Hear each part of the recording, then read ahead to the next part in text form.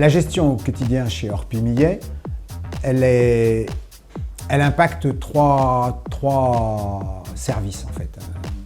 D'abord, c'est les encaissements. On appelle des loyers, on fournit un appel de loyer au locataire. À partir de là, il va faire des règlements et effectivement, on va suivre ces encaissements. On a le prélèvement, évidemment. L'agence, c'est quand même un avantage de pouvoir émettre des prélèvements. Ça fiabilise nos encaissements. On a les virements, on a les chèques, on a même parfois des espèces, même si ça ne nous plaît pas tant que ça, parce que c'est pas bien pratique d'avoir de l'argent liquide à l'agence. Mais bref, on prend tout, parce que l'objectif, c'est quand même que le locataire, il est payé.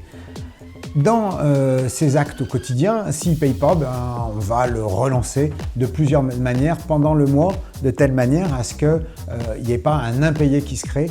C'est un acte du quotidien. On ne s'en occupe pas une fois tous les 6 mois de dire « Oh mince, il ne paye plus son loyer celui-là ». C'est ce qui peut se produire quand on fait de la gestion locative pour soi-même, c'est-à-dire on ne surveille pas ces choses-là et un jour on découvre qu'en fait on a un problème. Bref, nous, ça ne peut pas se produire, c'est au quotidien que c'est géré.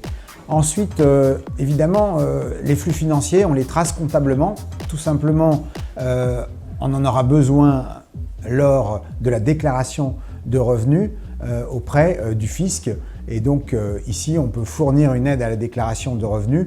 On n'a plus qu'à recopier les chiffres que nous, on a concaténés toute l'année. Et c'est vrai que c'est une utilité pour un bailleur qui n'est pas un professionnel du compte de ses petits sous.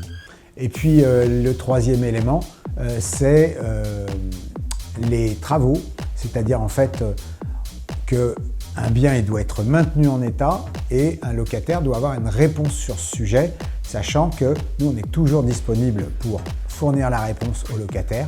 Est-ce qu'on est dans le domaine de dépenses qui sont imputables au locataire? Est-ce qu'on est dans le domaine de dépenses imputables au propriétaire? Déjà on est les arbitres et ensuite on va avoir des entreprises à envoyer. On peut du coup exécuter des travaux sans aucun retard au bénéfice du locataire, mais sous le contrôle du propriétaire, puisque dès qu'on dépasse certaines sommes, on lui demande son accord pour qu'il n'y ait pas des dépenses inconsidérées qui soient faites et que le propriétaire soit mis devant le fait accompli. Voilà, donc ces 3 actes de gestion au quotidien permettent d'avoir, un bien en location et d'oublier qu'on a un bien en location en tant que propriétaire.